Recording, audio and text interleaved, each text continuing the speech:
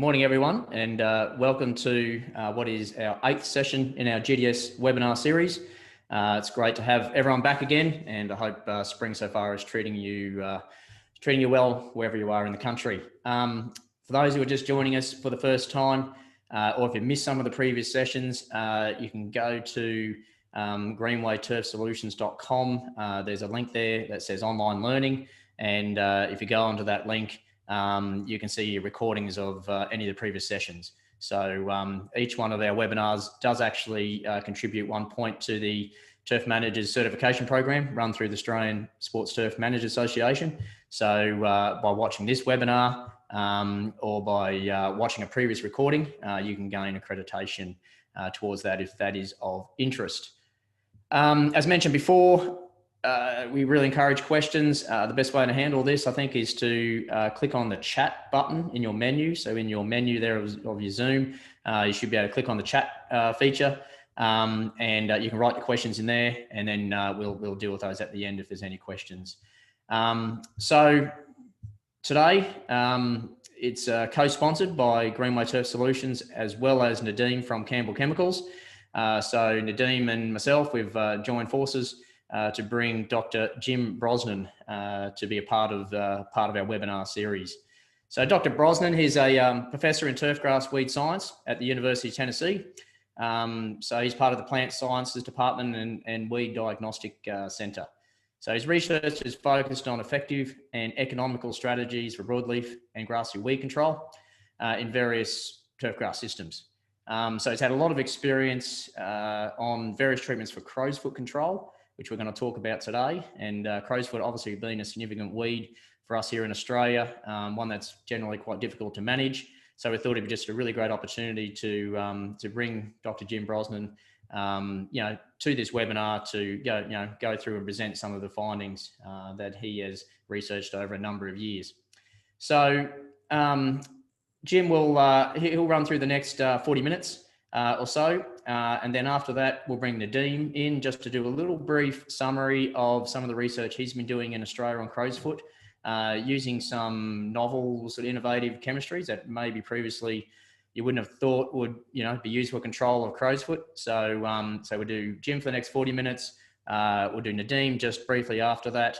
And I'm sure there's going to be, some good knowledge gained from this. So without further ado, I'm going to hand over to Jim, and he'll take it from here and follow up with Nadeem afterwards. Okay, well, thank you, Paul. I'd like to thank everyone for joining, and again, thank Paul and Nadeem for the invitation to connect with you from across the world. There's been a lot of things with this COVID pandemic that have been really negative in a lot of different areas, but one of the things that I think that has grown from it is the ability to do things like this and use technology to our advantage to do things that maybe we wouldn't have thought possible before, and connecting across the globe from Tennessee to Australia to talk about crowsfoot kind of falls under that banner. And I know that you all are moving kind of through your spring now and into your summer, so I think the timing of talking about crowsfoot is appropriate given where you're at in your year.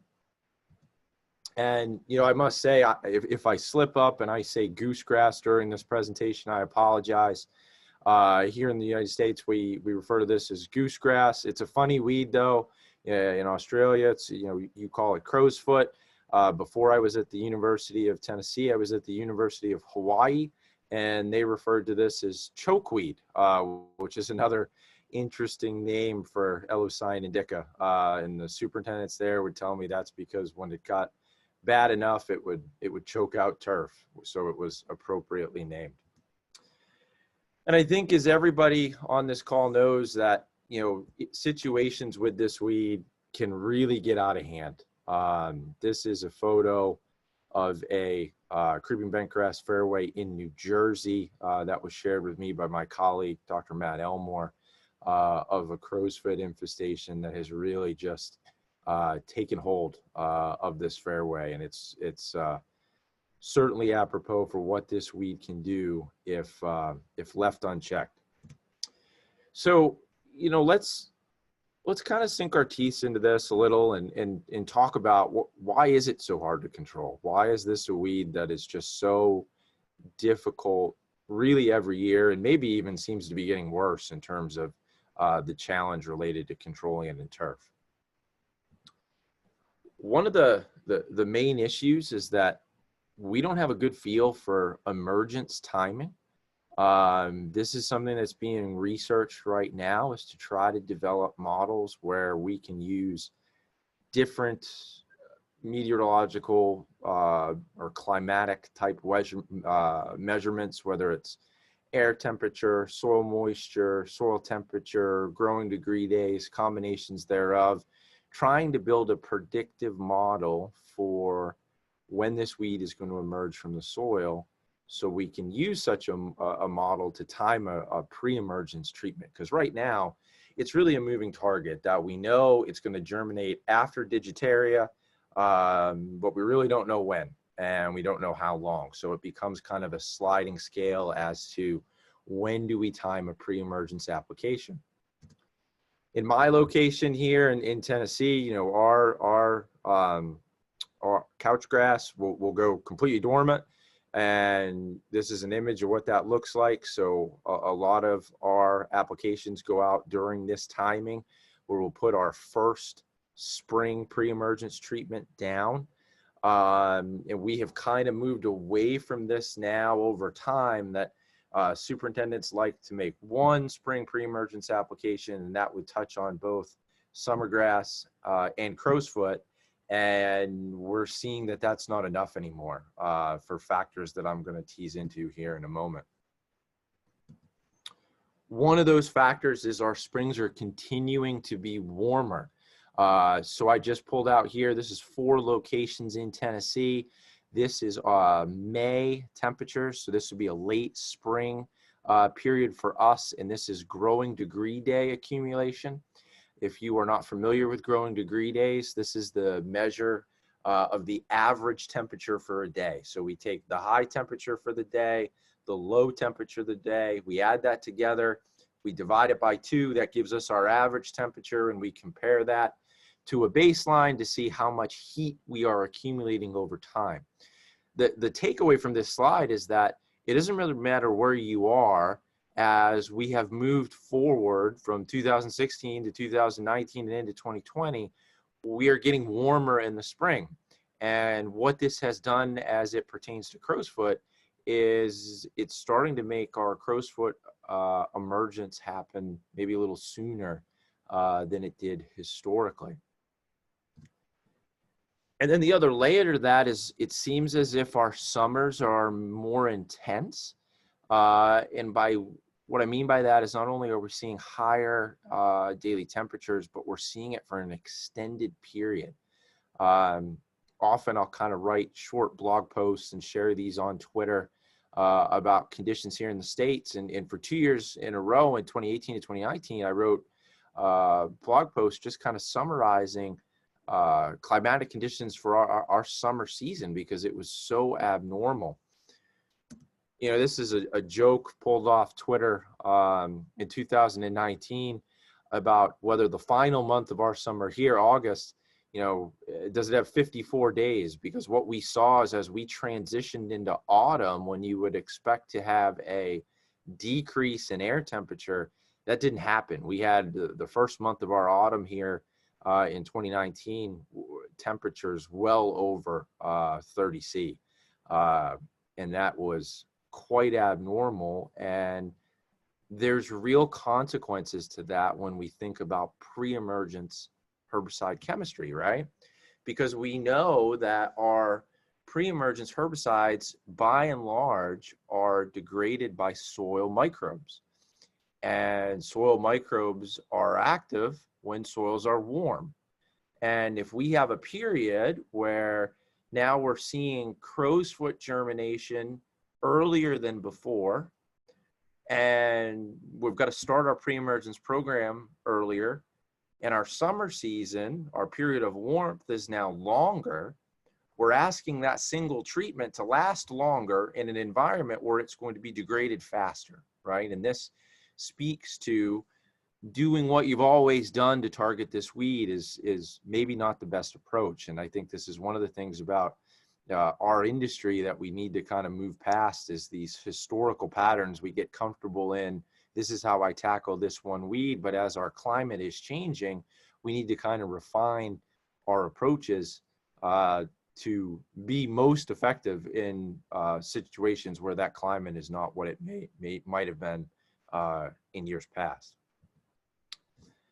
Another layer to why this is so hard to control is we have resistance issues. You know, when we talk in turfgrass about herbicide resistance, that's by and large a POA annua conversation. But if POA annua is 1A, Crowsfoot's going to be 1B when we talk about resistance in turfgrass weeds. We have documented cases of resistance in Crowsfoot to the mitotic inhibitors. So an example of that in turfgrass would be prodiamine, the active ingredient in Barricade here in the States. We have resistance post-emergence to ACCA inhibitors, predominantly diclofop. We have resistance to the photosystem 2 inhibitors, so that'd be metribuzin as a prime example. We haven't seen this in turf, but this has been documented in crop situations in Australia with glyphosate resistance in goosegrass. I know some of that real seminal work on that topic was done at the University of Western Australia in Perth with Dr. Steve Powell's group there. And recently, we have seen cases of PPO resistance in goosegrass. So the herbicide that best kind of falls under that banner is oxadiazone, the active ingredient in Ronstar. So all of this onset of resistance, again, complicates the picture with Crowsfoot, making it a very difficult to control weed. Here's a picture just to kind of illustrate what resistance can look like within Crowsfoot. So on the left side of the screen, we have a herbicide susceptible Crowsfoot plant. In the middle, we have a biotype that we know is resistant to prodiamine, a mitotic inhibitor, again, the active ingredient in Barricade.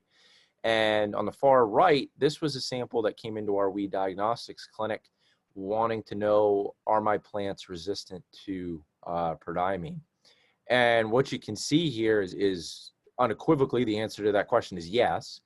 And the reason for that is we don't see symptoms of susceptibility. If I hone in on the susceptible plant on the left, we can see the formation. We don't see any really new roots forming when we expose it to the prodiamine treatment in hydroponics. And we see the formation of clubbed roots, which is very characteristic of a plant that is affected by mitotic inhibitor chemistry. If we look at our resistance standard in the center, that plant does not have that morphology. We see new root growth, white roots that are healthy with branching.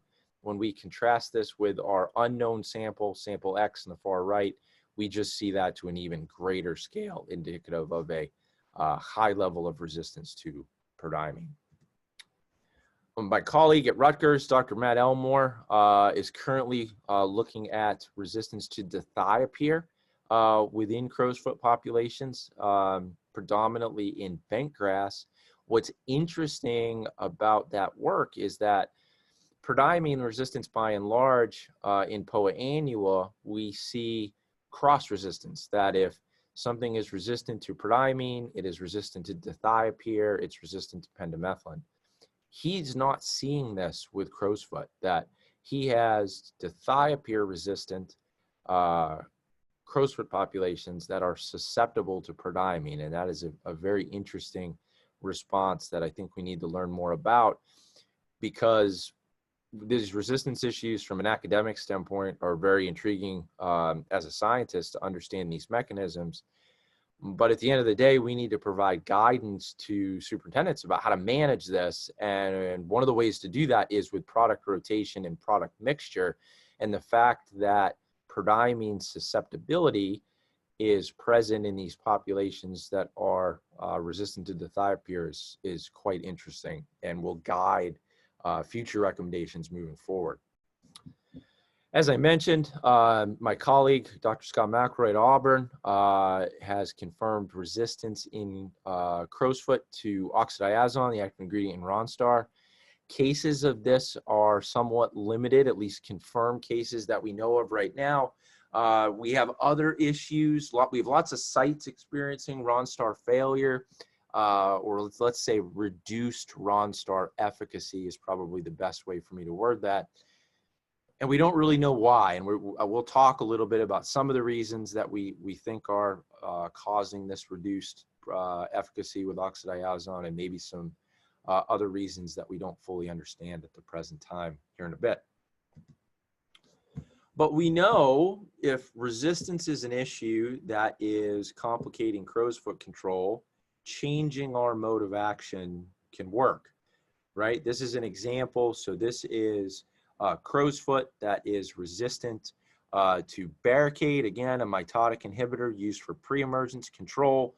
These treatments were applied early spring in Tennessee, so probably kind of right about where you're at right now in Australia, just from a seasonality standpoint. And what we see is we rate this throughout the summer season. Our barricade program at the rates listed there really didn't do anything. The plants were not controlled, and that's not surprising because they're resistant to that chemistry. Golf course changes and rotates into Ronstar. Again, this is a PPO inhibitor now, so we've changed our mode of action group, and we see excellent control throughout the duration of the summer from that mode of action change. And here, you know, this is kind of a story I'd like to share that blends the two things that I've talked about together. This issue about emergence timing and this issue of resistance. And I think that there's a lot of lessons to be learned from this. So did some work with a public golf course here in my part of the world. They had a historical reliance on barricade, and they had testing to confirm that their populations were resistant to barricade. So they reached out to the university, said, would like some help in building a grassy weed control program for the summer, and went through a thought process that, you know, when we think about summer grass at this location, barricade would still be effective and within budget. So maybe they would go on a program for their first spring pre-application. They would use barricade, and then they would follow that up with a second spring pre to deliver oxadiazone, sold here in the US as Ronstar. And the thought process was we could position the second pre close to the germination flush where it would be maximally effective. The golf course couldn't afford the full rate of Ronstar, so they went with just over 2,000 grams per hectare. They applied this here in Tennessee on May 2nd. Again, this is the second spring pre for this facility. At the time of application, our air temperature would have been 22. And they picked this timing based on a calendar approach. So they looked at when they made their first spring pre, targeting summer grass, and they said, okay, 8 weeks after that, we're going to come in and make our Ronstar application, and that should be positioned right next to goosegrass, and we should have excellent results. And they did not have excellent results. They had breakthrough of goosegrass, really, of crowsfoot at a large scale. So we started to look at why, and it was really interesting. So myself and Dr. Matt Elmore at Rutgers, again, I alluded to this earlier, are working through an emergence model, trying to understand, can we model goosegrass emergence in turfgrass scenarios?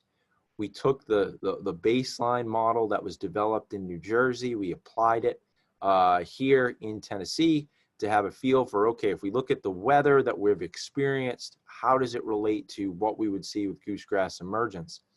And if you recall, this superintendent applied his Ronstar on a calendar-based schedule in the first week of May, which would have been the 19th week of the year, which is right here. And not surprisingly, his poor performance was likely the result of the fact the model showed we had 48% of our yearly emergence flush already occurring at the time that this treatment was applied. So long story short, he's probably late, that treatment went out a little too late. And it's one of the reasons why the efficacy was compromised. So this is an area of future research to try to refine these models for optimal use. But without a model, and we're not at a point where we have something that we feel comfortable that will work across a wide geography, what can you do as a golf course superintendent or a sports field manager?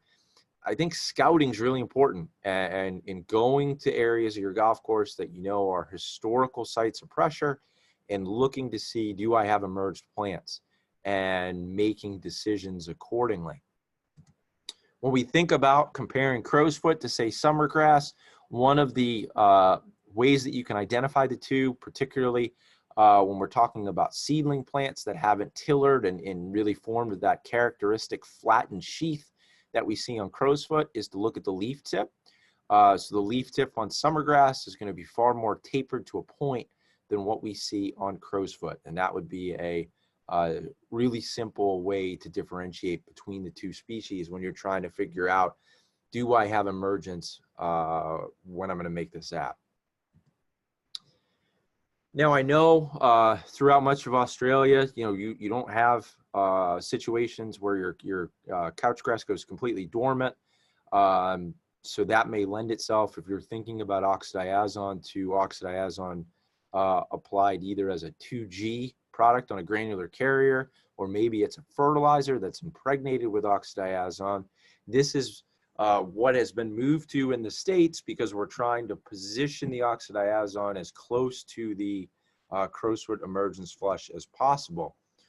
We've done a lot of research in this area, and I'd like to just kind of distill it down into this slide for simplicity, that if you are going to look at oxadiazone as a goosegrass herbicide, and you want to put this in a granular formulation on green turf, what you want to focus on is a low SGN particle. SGN stands for size guide number. So we want a really small particle, a low SGN number with a low AI percentage. We want small particles that don't have a lot of herbicide on them. And the reason for that is coverage, right? And you can contrast the two. So pretend that the green box here is a hectare, right? If I want to deliver a target rate, it doesn't matter what that target rate is, if I have a really big particle that has a lot of herbicide on it, it doesn't take a lot of really big particles to put that target rate on that hectare. But if I have a really small particle with not a lot of herbicide on each particle, it's going to take a lot of those really small particles to deliver the same target rate to that 1 hectare, right? And that's really what you're trying to go for if you're looking at a granular delivery of oxadiazone to green turf, is a low SGN number with a low AI percentage. We're still working on this as a research group. Again, with oxadiazone right now, we know that a little over 3,000 grams per hectare is probably the minimum where we'd want you to be in terms of rate. The timing of that treatment is really going to be key, particularly if it's the sequential part of a 2-app spring pre-program. With the granulars, SGN and AI are important. One thing to keep in mind is that oxadiazone tends to be weak on Digitaria species. So if you have a mixture of, say, summergrass and crowsfoot, oxadiazone as a standalone might not be the best option for you. You may need to think about a mixture. And then the last thing, and this is really true with any pre-emergence herbicide, is that have a cleanup plan. And we're going to talk about post-emergence chemistry here in a minute. Another factor in why this weed is so hard to control is it's really persistent, right? Crowsfoot can grow in some really harsh environments, compacted soils, limited soil moisture, environments where our desirable turf doesn't really want to grow. And when we couple that with limited options for post-emergence control, we get a lot of questionable decisions, right? So this is a picture from a golf course where they're using an HPPD inhibitor as a quote spot treatment here. This is a fairly creative definition of what a spot treatment is. When I was going through school, something like this was a little bit more characteristic of what a spot treatment was. But those two factors, limited options and kind of the persistence of this weed in harsh environments, make post-emergence control a challenge. On this slide, this is really everything we have for post-emergence control in the US. I want to just show you in comparison. So in Australia, the entries in green are currently registered. So you have 4-M-sulfuron, you have diclofop. Interestingly, that is no longer an option here in the US.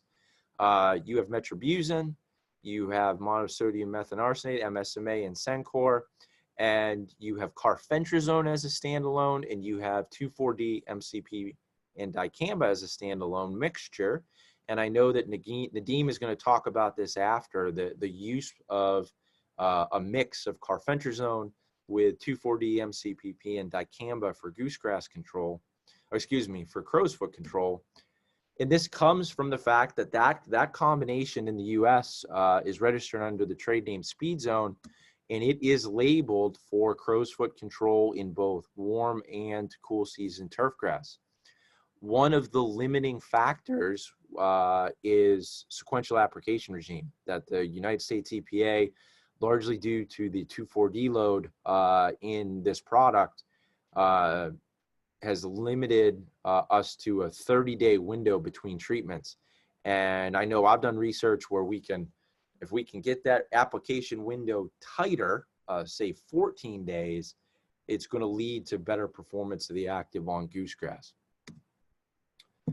One of the things that our group's been working on is looking at this idea of what are the harsh environments that we see crowsfoot in due to the performance of our post-emergence chemistry. So one of the things we did was we grew crowsfoot in different soil moisture levels. There's different soils of varying moisture content. Our lab took crowsfoot, we grew it in soil that was less than 12% volumetric moisture, so that's really dry. And then we grew it in soil that was greater than 20% volumetric moisture, which was more than sufficient from a soil moisture availability standpoint. Then we treated those plants with an array of post-emergence chemistry, and you can see that color-coded on the bottom. What we saw from this was that it didn't matter what we applied, everything was maximum label rate. In the dry environment, where we had soil moisture less than 12%, nothing gave us greater than 25% control. If we put the same treatments on plants that were maintained at 20% soil moisture, our control skyrocketed. You know, if you take 4-M-sulfuron, which I know you have in Australia, you know, in the dry environment, this is less than 20% control. In the sufficient soil moisture environment, we're upwards of 85–90% control with that one application. Here's a photo again of just what that can look like with the dry environment on the left, the wet environment on the right, and a marked difference in performance. So, you know, moving forward for you, if you have a soil moisture meter at your facility, check that moisture at application and treat when it's sufficient. If you don't want to waste the resources you have in post-emergence chemistry by positioning it to fail, right? So make sure that there's adequate moisture when you make the application. We've followed some of this workup to understand the kind of the mechanism behind this. I have a drought stress physiology colleague, Dr. Avat Shakufa, who has a really nice system where we can look at the above ground conditions around crowsfoot and how that affects herbicide performance, and then the below ground conditions of how that affects herbicide performance. And I'm going to try to sum up kind of the results of 8 different studies that were performed in 2019 with 4-M-sulfuron into a kind of a simple metric to kind of understand how this applies on the golf course. So what we've learned in trying to tease apart this environment is that for 4-M-sulfuron to do what we want it to do on crowsfoot, we need to have certain environmental conditions. We need to have a pool of moisture available in the soil for transpiration. And you probably remember from your physiology textbooks in school that transpiration is essentially the movement of water through the plant to the atmosphere. So we have to have a pool of water in the soil, available moisture for transpiration, and then we have to have conditions in the air for transpiration to occur. So that is going to be an environment of high temperature and of low humidity. And if we can meet those benchmarks, Form Sulfuron is going to do what we want it to do. And if we can't meet those benchmarks, Form Sulfuron is not going to do what we want it to do in controlling goosegrass. You can imagine that there's some challenges here as it pertains to maybe different soil types that are going to hold less moisture, right? That's going to make the challenge of control in a sand soil a little different. And I want to tell another story really quick before I end here of how this has real world applicability on a golf course. And this comes from this site here in Hawaii, the Hawaii Lawn Bowls Club. They reached out to our weed diagnostic center because they thought that they had resistance to Form Sulfuron in goosegrass. They were applying Form Sulfuron to control crowsfoot, and it wasn't working. So they sent their plants to our lab to test it to see, are these plants resistant to Form Sulfuron? And we went through all that work. I had the ability to visit the site at the recent Weed Science Society meeting in February before COVID kind of blew the doors off our whole world here. And I shared with them that with all the work we did in the lab, the plants, they screened negative for resistance. They were not resistant to Form Sulfuron. And we started to talk about, well, then why would they have such poor performance? And the superintendent at this facility told me that, you know, when they manage this facility, because it's lawn bowling, they want it to be really firm and they keep the conditions really dry because the players, they like the conditions to be dry and firm so the ball will roll along the surface in a manner that the game really requires, right? So they condition the field for this lawn bowling to be really firm and really dry when they make their applications, and they're seeing crowsfoot survive high rates of Form Sulfuron applied in that environment. And what I shared with them was what I shared with you here this morning, that we know that if we have crowsfoot and we don't have a lot of moisture in the soil for transpiration, the herbicide is not going to perform the way we want it to perform. And it's interesting, you know, in my work with golf course superintendents, that story about we want it to be really dry and we want it to be really firm because that's what's entailed for lawn bowling certainly seems like what we want in the golf industry, right? We want firm, fast conditions. We're managing sand root zones, particularly on putting greens, that aren't going to hold a lot of moisture to begin with, and we try to keep them right at the edge of dryness. You know, I just have questions about, is that one of the reasons that we're seeing such failure, or I shouldn't say such failure. Is that one of the reasons that we're seeing more struggle with trying to control crowsfoot with Form Sulfuron in those environments? I definitely think trying to augment those environmental parameters could be useful. There's a lot of chatter here in the States this summer about metribuzin and metribuzin applied post-emergence for crowsfoot control. My colleague, Dr. Freddie Elverton at NC State, has been working on this in collaboration with Dr. Burt McCarty at Clemson, and we became involved in this with some of the others you see on this slide this summer as well. And the idea is we apply the metribuzin and then we irrigate it into the soil in order to get it off the couchgrass leaves to prevent injury. And what we learned from this is that the irrigation has to be site specific. So right now, the current recommendation is 6 millimeters of irrigation immediately after spray. That's a lot of irrigation. You know, you think about that in a fairway scenario, that might be 30 minutes of runtime on a fairway head to deliver that target across large acreage. What we saw in our trials was that the irrigation actually in a sand root zone, it hurt our performance. So this is crowsfoot treated with metribuzin at maximum label rate, 280 grams per hectare here, followed by immediate irrigation. And we saw fairly poor performance from that treatment. We put the same treatment onto the same root zone, same sand-based root zone, same Bermuda grass, or same couch grass, excuse me. no irrigation, and our results are excellent. And it begs the question, well, why? Well, we know that metribuzin is fairly water soluble, and in a sand-based environment with limited organic matter, it's very likely that we washed the metribuzin through the crow's foot root zone, right? So if this is an approach you want to go down, looking at metribuzin as a post-emergence crow's foot control option in couchgrass, you know, I would encourage you to make that irrigation requirement after treatment site specific, that in a heavier soil, you might have more flexibility about what irrigation you can put down in terms of what target. But in a sandier soil, it might be less. You might have to handle with care because you could push it through that root zone.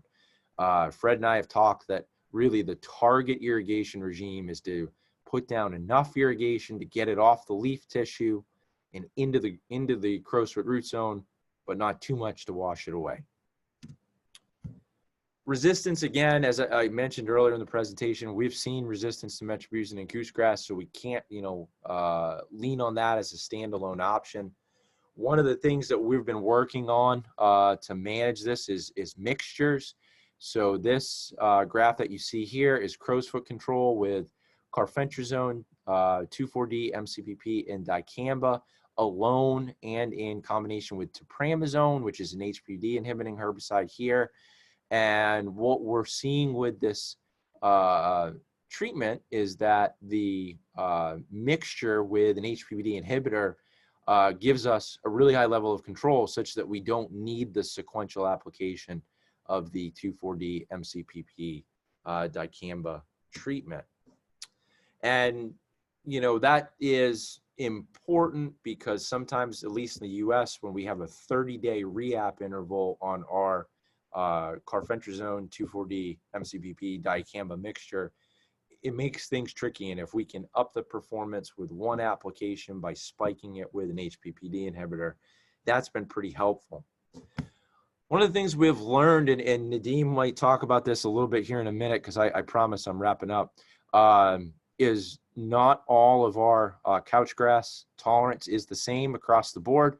So this is an application 7 days after treatment with carfentrazone, 2,4-D, MCPP, and dicamba.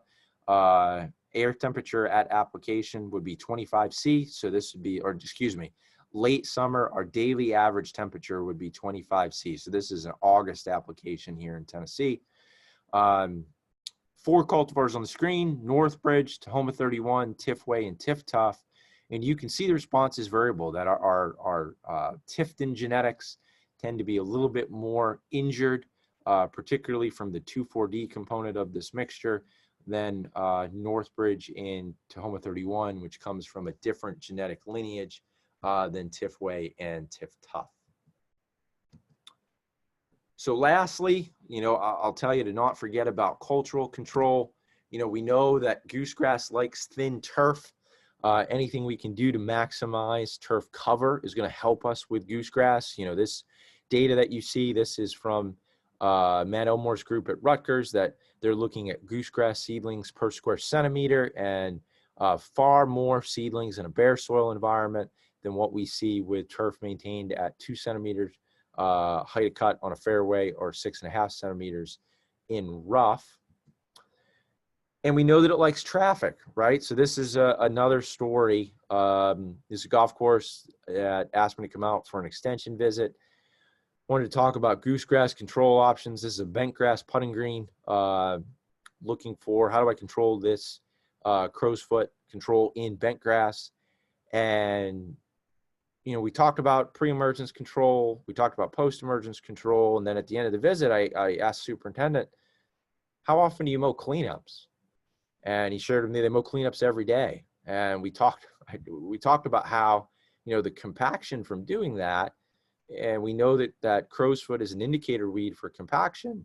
It's pretty present in your putting surfaces, that the environment at the within the cleanup pass is a different growing environment in the center of the green. It's going to be more hospitable for the crow's foot. And whatever we do chemically, we need to kind of change that cultural approach, because that's going to be a factor that is going to affect incidents moving forward. And luckily he took that to heart, and that has improved in 2020.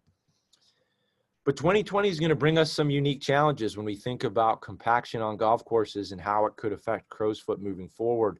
I don't know what your data are like in Australia, but here in the US, we've seen a huge spike in play. And we've seen, with that huge spike in play, a huge spike in golf cart traffic. And a lot of that has come from municipalities saying that two players cannot ride together in the same cart. So we have individual cart use. This is data from the USGA green section through May, year-over-year comparisons. You can see April and May, over 165% increase in April, 140% in May. This is going to have complications down the road. My colleague, Dr. Frank Rossi at Cornell, his group shared this recently on Twitter. These are overhead photos of fairways in New York looking at cart traffic damage in dry conditions. And this is just, I think, an indicator of things to come as we see increased play in response to the COVID pandemic, that as we have more use on our facilities and more traffic, we're going to have new challenges that we need to meet as turfgrass managers. So I'm about out of time. I didn't really touch on greens, really quickly. We have limited pre-options on greens. Before we hopped on today, I was talking with Nadeem about PoaCure as a pre. This is starting to be researched in the States a little. We don't really have an effective program or regimen right now to guide you there. There's claims on the product label, but I think we have a lot more to learn there. I would tell anybody listening on greens that, it's been told to me before, and it rings true, that physical removal of crow's foot is 100% effective, and there's a 0% chance of turf injury. So it may be tedious and laborious, but it does give us the results that we want. Keep your eyes out. There are different video series coming out on crow's foot control. We're putting one together at UT. I know my colleague, Bert McCarty at Clemson, has been sharing videos on YouTube as well on this topic. And I think this work with metribuzin is going to continue throughout 2021 because it's one of the most promising leads we've seen for post-emergence control in Bermuda grass in some time. That's all I have. This quick plug, this is my website at Tennessee, TennesseeTurfGrassWeeds.org. We put a lot of our information here that can hopefully be relevant for weed management decisions for you in Australia. If you want to talk directly, I'm fairly active on Twitter. This is my handle, and my email is here as well. Need to thank my team really quick. I've got a wonderful team of people who work for me. The two gentlemen on the left, Greg Breeden and Javier Vargas, run my field and laboratory/greenhouse initiatives respectively. And then the two ladies on the right, Devin Carroll and Dallas Taylor, are my two graduate students who collected a lot of data you saw in some of the slides today. And I'm going to leave it right there. I think, Paul, you mentioned that we're going to do questions at the end. So why don't I pause here and I'll unshare, and then Nadeem, you can share your screen and talk a little bit more about carfentrazone with 2,4-D, MCPP, and dicamba for crow's foot.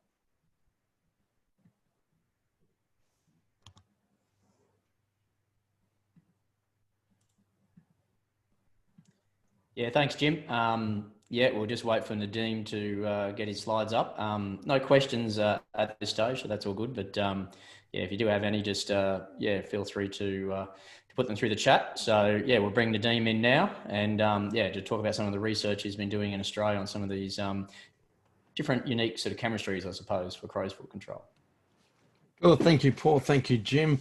Jim, thank you for making the time available for this for the audience. I'll quickly go through this. So, Jim spoke about speed zone, about the 2,4, about the broadleaf herbicide with the carfentrazone. So that's where the idea came from. I spoke to Jim on this, and actually spoke to the speed zone guys, PBI Gordon as well in the US. Had a really good chat with them, a really good chat with Jim, and then they go, okay, well, let's look at this for Australia. And obviously, with Jim saying the the intervals was the important part. Like we do have restrictions here on 2,4-D, but the product we're working with that we've got is methotricombi. We don't have the restrictions on 2,4-D with our amount of active of 2,4-D. If you straight for 2,4-D, there's a lot of restrictions out there, but not on the tricombi.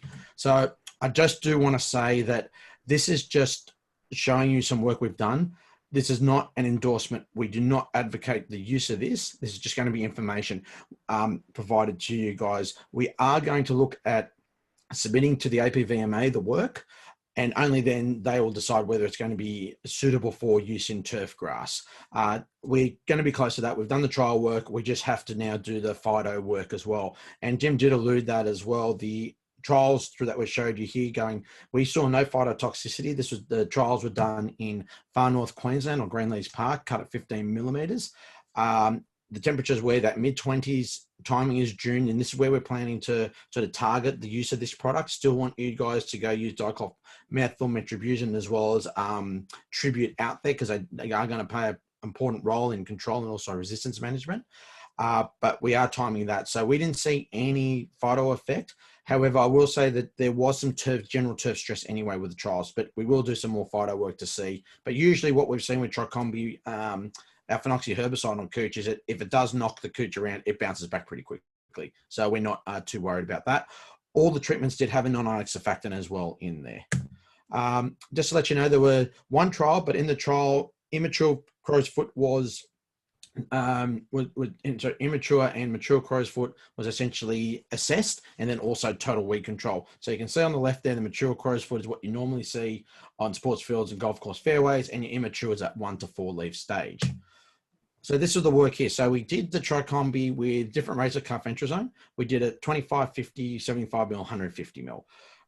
Essentially, this has worked out really well because a 25 mil was not enough carfentrazone to do the work that we wanted to do in getting the control. So it's great that we got a failure rate. So that definitely does help, generally speaking, when it comes to registration. So you can see here in the untreated was increasing in occurrence of crow's foot there. So this is showing you the change in crow's foot in the control over it. So you see here, I will more so concentrate. I want to concentrate on these ones. I think the final label rate will probably be about the 75 mil rate. I'm not sure. Again, that's up to the APVMA. But just to quickly go through this, here's the immature crow's foot, the orange line, and you can see here we got a good 80% control. And this was all 2 applications, 14 days apart. So this is what the trials were. So the interesting part with this, we never saw a result until 14 days after the second application. We never saw a result on the first combination app. So if you do one app, and then 14 days later, if you don't do another app, you're not going to get control. It is having that second application sequentially that you will get the control with the crow's foot. But as it is here, we're not getting 100% control, and we never looked that we were going to get it, and we didn't expect it to be either. But what we look at is going as another tool that you can utilize for crow's foot control. So you see here the as I said, the immature crow's foot, 80% reduction. The mature crow's foot around just over 40% reduction. So not bad in terms of that. And total weed control was up just over 65%. So that's what that. And if you look at it here going between all these different rates of carfentrazone, statistically, there was no difference with them. So I'm just pointing out this one there because this is the label rate also that is on the carfentrazone label currently. So that's why we're looking at this one. That would be the final label rate for it. But statistically, there was no difference between them there. This is just a few of the pictures here. So this is the 25 mil. You can see this like the day of treatment, and then 28 days after the second application, you do see some control starting there, but the crow's foot hasn't fully died. The 50 mil, similar, that we do get some decent control there. You see initially that there is quite a bit of healthy, nice crow's foot. The 75 mil, quite a bit more crow's foot in there, and we are getting a lot more. And you can start to see here, as I said, with the turf stress just in general, and this was just due to moisture stress with no real rainfall around, but it was doing decent control there. And that was a 150 mil one. We're getting quite a lot of crow's foot there, and they're getting good control over on this side, really killing the crow's foot. But again, we're not getting that 100% control, but where this is going to fit in for the turf managers, that you can look at starting with this if all goes according to plan, look at it as a late winter, early spring application, and then go on to everything. Go on to diclofmethyl, go on to metribuzin, go on to tribute later on, go on to DSMA and MSMA. We've got those available as well. So hopefully we'll be able to bring you that new, not new chemistry, but a new way of doing things with doing that combination. This is just the untreated here, and you can also see just untreated that the turf did go under just general stress as you saw there, but the Crowsfoot is pretty much hasn't done a thing there. All right, that was all I really wanted to say. Just, it was, as I said, it's like that use is not registered yet. We are going to be going for registration, and I'll keep the guys at Greenway up to date with that as we go along. Obviously, if you've got questions, please fire them away. But I do want to any time here for obviously Jim to answer the delegates' questions. Paul, over to you, mate.